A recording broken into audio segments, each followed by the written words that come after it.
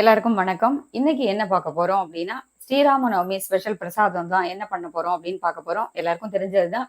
இருந்தாலும் பிகினர்ஸ்க்கு ரொம்ப யூஸ்ஃபுல்லா இருக்கும்.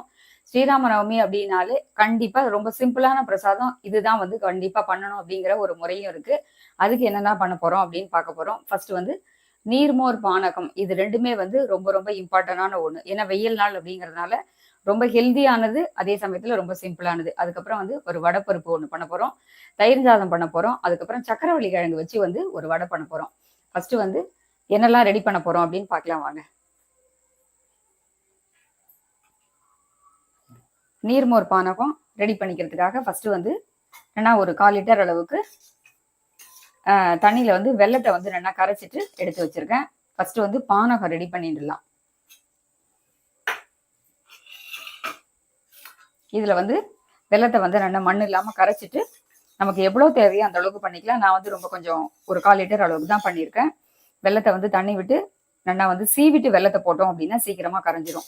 இந்த மாதிரி கரைச்சி வடிகட்டி எடுத்து வச்சுக்கலாம். இதுல மெயினா பாத்தீங்கன்னா சுக்கு பொடி தான் இதுக்கு வந்து ரொம்பவே இம்பார்ட்டன்ட். இது மாதிரி பண்ணும்போது நமக்கு உடம்புக்கு ரொம்ப ரொம்ப சுக்கு ஆரோக்கியம். அதனால கொஞ்சமா வந்து சுக்கு பொடி ஒரு 1/4 ஸ்பூன் அளவுக்கு போட்டிருக்கேன். அடுத்தது வந்து வாசனைக்கு கொஞ்சம் நம்ம ஏலக்காய் பொடி போட்டுக்க போறோம். எவ்வளவு பிரசாதம் பண்ணினாலும் இந்த நீர்மோர் பானகம் அப்படிங்கிறது தான் வந்து ஸ்ரீராம நவமியில ரொம்ப ரொம்ப விசேஷமானது. இப்போ இதை ரெண்டையும் வந்து சேர்த்து நல்லா வந்து மிக்ஸ் பண்ணிடலாம். அடுத்தது வந்து இந்த வெல்லம் வந்து போட்டிருக்கோம் இல்லையா, இதுல வந்து கொஞ்சமா வந்து உப்பு சேர்த்துட்டோம் அப்படின்னா நல்லா இருக்கும். ஒரு 1/4 பிஞ்சு அளவுக்கு உப்பு போட்டுக்கலாம். அடுத்தது இதுக்கு வந்து இந்த மாதிரி ஒரு எலுமிச்சம்பழம் வந்து நறுக்கி வச்சிருக்கேன். இதுல ஒரு 1/2 மூடி அளவுக்கு புழிஞ்சுக்கலாம். நம்ம அதிக குவான்டிட்டி எடுக்கிறோம், ஒரு 1/2 லிட்டர் அளவுக்கு பண்றோம், நிறைய பேருக்கு விநியோகம் பண்ணணும் கொடுக்கணும் அப்படிங்கிற பட்சத்துல நம்ம வந்து ஒரு பழம் கூட தாராளமா புழிஞ்சிக்கலாம். நான் இன்னைக்கு வீடியோக்காக பண்றதுனால கம்மியா தான் பண்ணியிருக்கேன். இதை வந்து நம்ம வந்து புழிஞ்சிக்கலாம். ஒரு 1/2 மூடி அளவுக்கு எலுமிச்சம்பழம் புழிஞ்சிக்கலாம். புளிப்பு எந்த அளவுக்கு தேவை, நம்மளோட வெல்லம் போட்டிருக்க ஸ்வீட் எந்த அளவுக்கு இருக்கு அப்படின்னு பார்த்துட்டு நம்ம தேவைக்கேற்ப ஒரு பழமோ இல்லை 1/2 பழமோ வந்து புழிஞ்சிக்கலாம்.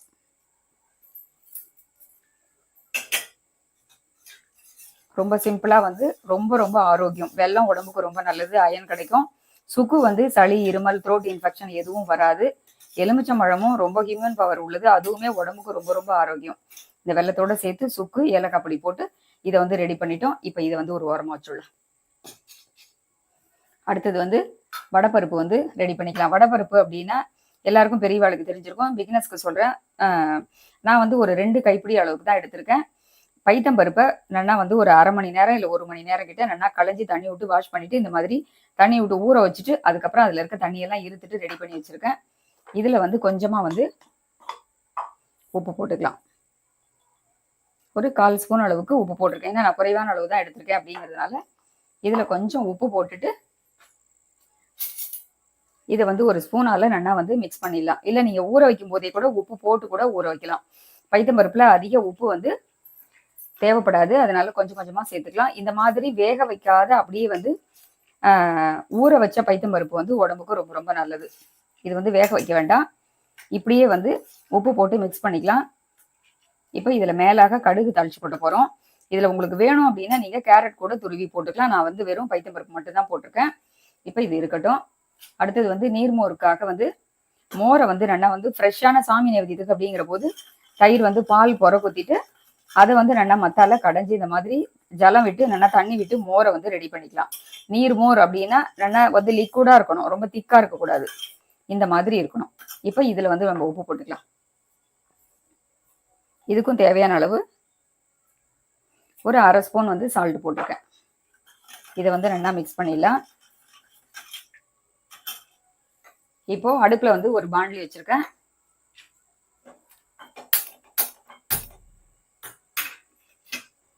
இதுல கொஞ்சம் எண்ணெய் விட்டு நம்ம கடுகு தாளிச்சு கொட்டிக்கலாம்.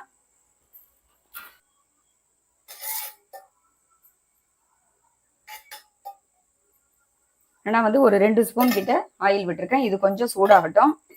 அதுக்கப்புறம் வந்து நம்ம இதுக்கு என்ன போட போறோம் அப்படின்னா கடுகு, பெருங்காய பொடி, அதுக்கப்புறம் வந்து தயிர் சாதத்துக்கும் தாளிச்சு கொட்டணும் அப்படிங்கிறதுனால கருவேப்பிலையும் ஒரே ஒரு பச்சை மிளகாயும் நறுக்கி எடுத்து வச்சிருக்கேன்.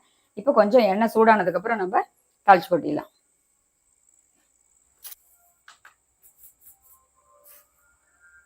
இப்போ நம்ம கடுகு போட்டுக்கலாம்.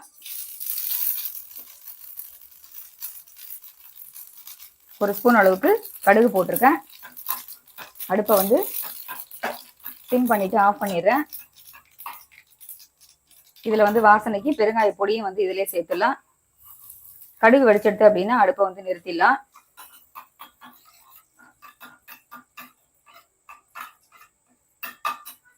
கொஞ்சமா கருவேப்பிலையும் இதிலே போட்டுடலாம்.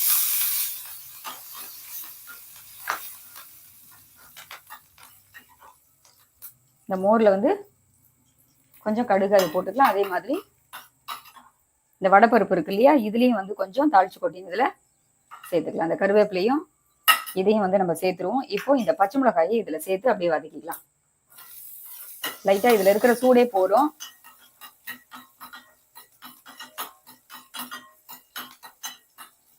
இப்ப இதை எடுத்து வச்சிடலாம்.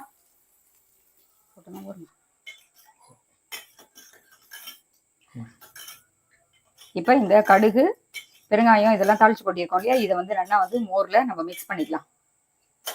வேணும்னா பச்சை கருவேப்பிலை கூட கொஞ்சம் நம்ம மேலாக போட்டுக்கலாம். கொத்தமல்லி தழை இருந்தாலும் இதுல சேர்த்துக்கலாம். ரொம்ப வாசனையா நல்லா இருக்கும் பெருங்காய பொடியோட சேர்ந்து பண்ணும்போது. அதே மாதிரி இந்த கடுகு வந்து நல்லா வந்து மிக்ஸ் பண்ணிக்கலாம். இந்த வடைப்பருப்புல போட்டிருக்கோம் இல்லையா, இதையும் வந்து நம்ம சேர்த்துக்கலாம். சாதம் வந்து நான் 1 டம்ளர் அளவுக்கு வடிச்சு ரெடியா எடுத்து வச்சிருக்கேன். குக்கர்ல இருக்கு. நல்லா 1 கப் அப்படின்னா அதுக்கு வந்து நல்லா தாராளமா 4 கப் அளவுக்கு தண்ணி வச்சு ஒரு 6 விசில் விட்டு எடுத்தோம் அப்படின்னா பச்சரிசியில தான் சாமி நைவேத்தியத்துக்கு பண்ணணும். அந்த மாதிரி பண்ணி விசில் விட்டு எடுத்து வச்சிருக்கேன். இப்ப அடுத்தது என்ன பண்றோம் அப்படின்னு பார்க்கலாம். இப்ப நான் இந்த மாதிரி வந்து 1 டம்ளர் அளவுக்கு ஒரு 100 கிராம் அளவுக்கு ரைஸ் எடுத்து 1 கப் அளவுக்கு நல்லா 4 கப் அளவுக்கு தண்ணி விட்டு வச்சிருக்கேன். நல்லா வந்து இது சூடா இருக்கிற போதே கரண்டியால நல்லா மசிச்சு விடலாம். இது மசிக்கும் போது நம்ம பால் விட்டு மசிச்சுக்கலாம். இதுல 1 டம்ளர் அளவுக்கு பால் விடுறேன். சூடா இருக்கிற சாதத்தை நல்லா வந்து மசிச்சிட்டோம் அப்படின்னா தான் நமக்கு வந்து கொஞ்சம் நம்ம சாதம் வைக்கும் போதே நீங்க குழைவா வச்சுட்டீங்கன்னா அதான் வந்து சாதம் கலக்கிறதுக்கு ரொம்ப நல்லா இருக்கும். நான் வந்து கரண்டியால மிக்ஸ் பண்றேன். நீங்க வந்து ஆற வச்சு பண்றீங்க அப்படின்னா நீங்க வந்து கையால கூட மிக்ஸ் பண்ணிக்க அளந்துக்கலாம். நல்லா குழைவா பிசைஞ்சிக்கலாம். இப்போ 1 டம்ளர் அளவுக்கு பால் விட்டுருக்கேன். ஃபர்ஸ்ட் பாலை விட்டுட்டு நல்லா வந்து இதை மசிச்சுக்கலாம்.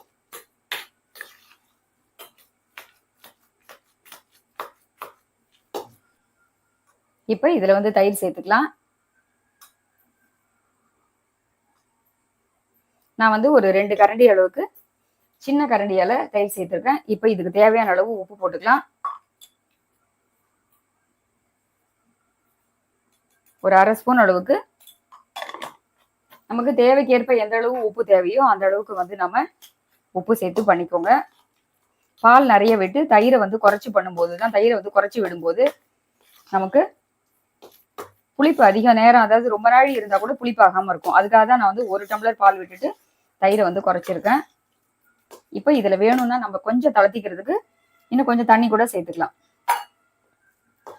இப்ப இதை உப்போட சேர்த்து இதையும் வந்து நம்ம நல்லா மிக்ஸ் பண்ணிக்கலாம்.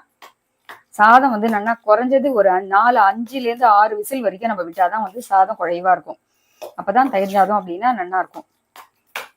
நம்ம நாழியாக இறுகி போயிடும். அதனால எந்த அளவுக்கு தேவையோ அந்த அளவுக்கு பால் விட்டு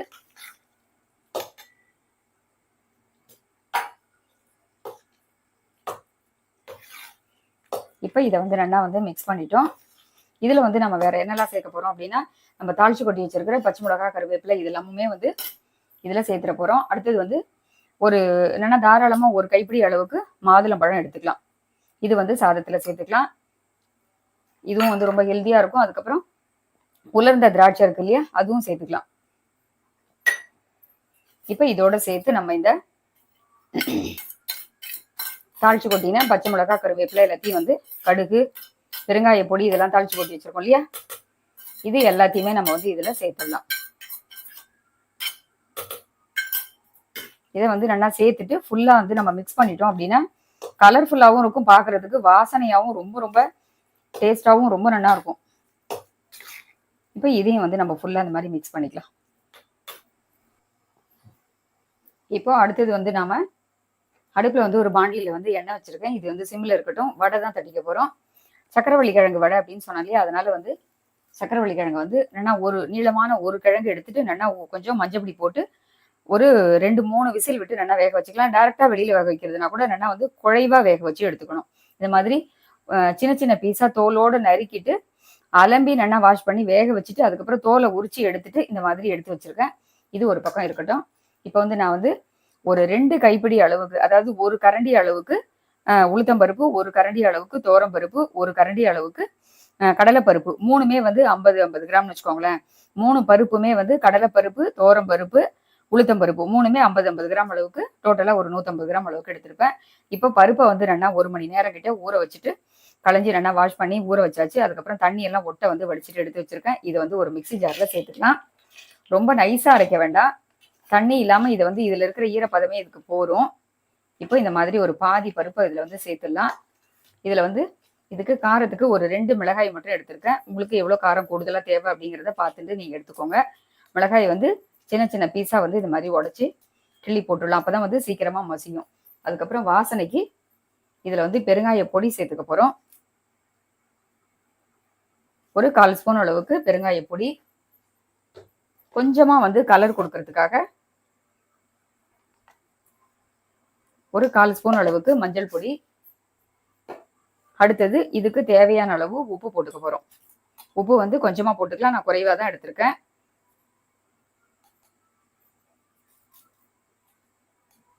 ஒரு 1/4 ஸ்பூன் அளவுக்கு உப்பு போட்டுருக்கேன். சாமி நைவேத்தியத்துக்கு அப்படிங்கறதுனால நம்ம வந்து டேஸ்ட் பார்க்க முடியாது, தோராயமா பார்த்து போட்டுக்கலாம். இப்போ இது மேல மீதி இருக்கிற பருப்பையும் வந்து நம்ம சேர்த்துடலாம். இந்த மாதிரி மேலாக உப்பு காரத்தை போடாம நடுவுல போட்டுட்டோம் அப்படின்னா திருப்பி திருப்பி எடுக்கணும். இதை வந்து பல்ஸ் மூடுல போட்டீங்க அப்படின்னா தான் நல்லா வந்து வடை கரகரப்பா நல்லா வரும். இப்போ இதை வந்து அரைச்சிட்டு உங்களுக்கு காமிக்கிறேன். இப்போ இந்த மாதிரி வந்து நம்ம வந்து கோட்ஸா அரைச்சிக்கணும். அங்கங்கேயும் ஒரு பருப்பு தெரியுற மாதிரி குறப்பா அரைச்சி எடுத்துக்கணும். தண்ணியே விடாம நம்ம ஊற வச்சிருக்கோம் இல்லையா, அந்த தண்ணி மட்டுமே தான் இதுல இருக்கணும். இந்த மாதிரி நம்ம வந்து டைட்டா அரைச்சிக்கலாம். அப்பதான் வடை வந்து கொஞ்சம் கிறிஸ்பியா நல்லா இருக்கும். இந்த சக்கரவள்ளி கிழங்கை வந்து நல்லா மேஷ் பண்ணி நல்லா மசிச்சுட்டு இதையும் எடுத்துக்கலாம். அதுக்கப்புறம் வந்து வாசனைக்கு கொஞ்சம் நம்ம கருவேப்பிலையும் போட்டுக்க போறோம். கருவேப்பிலையை இதில் போட்டுக்கலாம். ஏற்கனவே நம்ம வந்து உப்பெல்லாம் சேர்த்தாச்சு. இப்போ இந்த சக்கரவள்ளி கிழங்கு வந்து இதில் சேர்த்துடலாம். ரொம்ப டிஃப்ரெண்டான ஒரு வடையா இருக்கும். ரொம்ப ரொம்ப அருமையா ஹெல்த்தியா இருக்கும். கிழங்குல இந்த மாதிரி அதுவும் சக்கரவள்ளி கிழங்குல பண்ணி பிரசாதமா நம்ம நேவேத்தியம் பண்ணும்போது ரொம்ப ரொம்ப விசேஷமா இருக்கும். அது நார்மலா வந்து உளுந்து வடை தான் எல்லாருமே பண்ணுவோம். ஆனா இந்த மாதிரி சக்கரவள்ளி கிழங்கு சேர்த்து பருப்போட சேர்த்து நம்ம வடை தட்டும் போது ரொம்ப நல்லா இருக்கும். இப்போ இதை வந்து எல்லாத்தையும் சேர்த்து நம்ம மிக்ஸ் பண்ணிக்கலாம். வந்து இந்த மாதிரி மிக்ஸ் பண்ணியாச்சு. இப்போ வந்து ஒரு கவரோ இல்லை வாழை இலையோ ஏதாவது ஒன்று எடுத்துக்கலாம். இதை வந்து சின்ன சின்ன பீஸா நம்ம வந்து உருட்டி அப்படியே தட்டி எண்ணெயில போட போறோம். எண்ணெய் வந்து காஞ்சி எடுத்து இந்த சக்கரவள்ளி கிழங்கோட ஸ்வீட் இருக்கிறதுனால இந்த வடை வந்து ஒரு கட்லட் மாதிரி ரொம்ப நல்லா இருக்கும். உப்பு பெருங்காயம் இந்த வாசனையோடு சேர்ந்து கொஞ்சம் ஸ்வீட்டும் இருக்கிறதுனால நல்லா இருக்கும். நான் மெயினாக வந்து என்ன அப்படின்னு பார்த்தீங்கன்னா, சக்கரவள்ளி கிழங்கு என்ன ஸ்பெஷல் அப்படின்னு பார்த்தீங்கன்னா, ஸ்ரீராமநவமி அப்படின்னாலே வந்து ரொம்ப விசேஷம். அதுலேயும் வந்து பார்த்தீங்கன்னா ராமரும் சீத்தையும் வந்து காட்டுல தானே வந்து 14 வருஷம் இருந்தா. அந்த மாதிரி இருந்த போது பார்த்தீங்கன்னா அவள்லாம் வந்து பெருசா அங்க எதுவுமே உணவுகள் கிடைக்காது. காட்டுல கிடைக்கக்கூடிய பழங்கள், கிழங்கு வகைகள் இந்த மாதிரி தான் வந்து நீங்க ராமாயணம் நிறைய பார்த்துருப்பாளுக்கு தெரிஞ்சிருக்கும். அதுல பாத்தீங்கன்னா நிறைய சக்கரவள்ளி கிழங்கு வேக வச்சுதான் வந்து சாப்பிடுவா. அதனாலதான் வந்து சக்கரவள்ளி கிழங்குல பண்றது விசேஷம் அப்படின்னு சொல்லியிருக்கேன். நிறைய வருஷம் பாத்தீங்கன்னா ராமாயணத்துல எல்லாம் பாத்தீங்கன்னா கிட்டத்தட்ட சன் டிவில வந்த ராமாயணத்துல பாத்தீங்கன்னா அடிக்கடி ராமருக்கு சீதா வந்து கொடுத்த ஃபுட் அப்படின்னு பாத்தீங்கன்னா உணவுலேயே வந்து நிறைய பழங்களும் இந்த மாதிரி சக்கரவள்ளி கிழங்கும் தான் நிறைய இருக்கும். அதனால வந்து அதை படிக்கும் போது தெரிஞ்ச இந்த சக்கரவள்ளி கிழங்கு எவ்வளவு விசேஷம் அப்படிங்கிறத இப்ப இந்த மாதிரி வந்து நம்ம சின்ன சின்ன பீஸா வந்து தட்டி போட்டுக்கலாம்.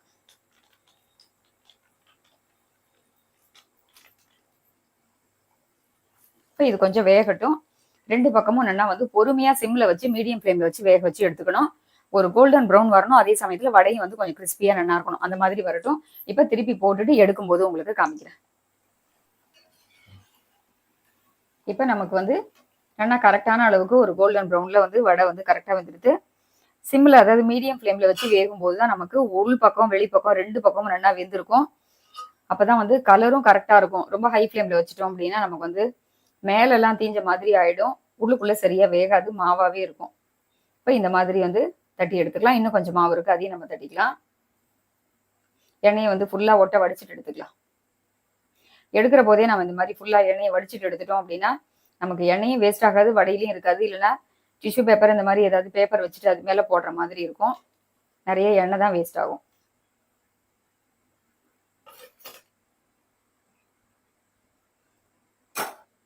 ரொம்ப அருமையாக இருக்குது. இப்போ மீதி இருக்கிறதையும் இந்த மாதிரி நம்ம தட்டிட்டு பார்க்கலாம்.